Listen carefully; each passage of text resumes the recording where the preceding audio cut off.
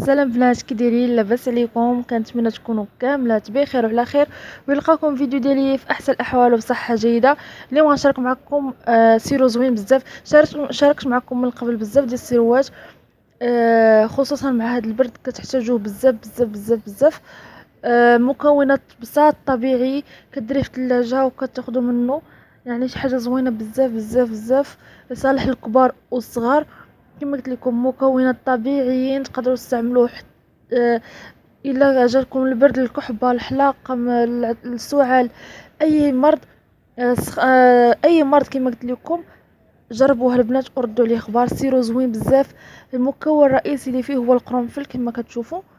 كناخذوا واحد جوج كيسان كبار ديال الماء، هو هذا الحجم ديالهم، يكون دافي، وكنحطوا فيه هذا القرنفل حتى يطلق. انا هنا شويه طلق ليا بزاف حيت خليته معاك، كندير شحال من حاجه.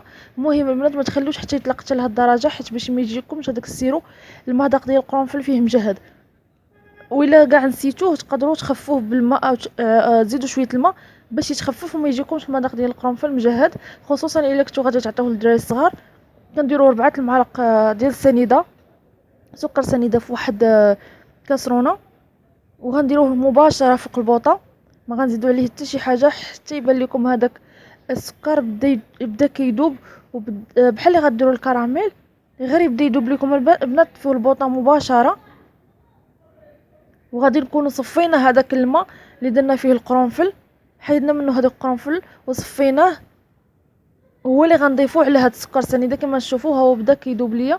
ما كان اهم حاجه البنات ما تخليوش حتى يتحرق، وتكون بوطه مهيله، يعني درجه الحراره تكون اقل درجه عندكم في البوطه، غير يبان لكم بحال هكا انه بدا كيذوب. صافي راه كافي. كنعتذر على التصوير حيت كنصور بايد شاده البورطابل بايد. كما كتشوفوا راه غير كيبدا انه كيذوب، صافي راه بركه هنايا. غنبدا نضيف هذاك الماء ديال القرنفل. اهم حاجه البنات الماء ديال القرنفل يكون باقي هو سخون، وكنضيف غير بالمعلقه حيت السنيده هذا تيكون سخون بزاف. ضيفوا غير بالمعلقه. الا ضفتو، انا هنا راه شويه برد، تبردت عاد درت حيت ما نقدرش كما قلت لكم نصور بايد ونبرد هذاك السكر، خفت ولا طار عليا.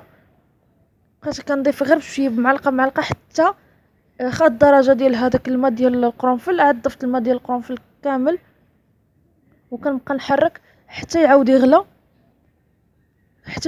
وكيذوب لينا هذاك السكر تماما، ما يبقاش لاصق لينا في القاع ديال الكاسرونه. صافي وهذا السيرو راه جاهز. كما قلت لكم البنات ما تخلوش حتى السكر يتحرق باش ما يعطيكمش المذاق ديال الحراق في هذا السيرو.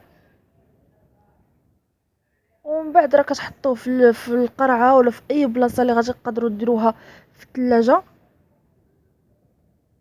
كما كتشوفوا هذا هو الشكل ديالو البنات، راه كيجي المذاق ديالو حلو. كما قلت لكم غير ما تخلوش السكر حتى يتحرق. والقرنفل كتحكموا في المروريه في الجهد ديالو على حسب. ما تخليوش الا كما قلت لكم الا كنتو غديروا للدراري الصغار ما تخلوش هذاك الماء ديال القرنفل حتى يطلق مزيان. ومن بعد دابا من بعد ما حطيته في القرعه كنضيف عليه واحد العصير ديال الحامض، تقريبا نص حامضه، وكنحرك هادشي مزيان مزيان مزيان، وكنديرو في الثلاجه حتى الوقيته اللي غادي نستعملو حتى يبرد تماما. راه كيبقى بحال هكا سيرو عادي. شنو كديروا البنات؟ الطريقه ديال الاستعمال، الكبار كياخذوا 2 معالق في النهار، يعني معلقه قبل من الغداء، ومعلقه معلقه من بعد الغداء، ومعلقه من بعد العشاء. والدراري الصغار كياخذوا غير معلقه صغيره من بعد الغداء ومعلقه صغيره من بعد العشاء. وكنتمنى الوصفه تعجبكم وتجربوها باذن الله.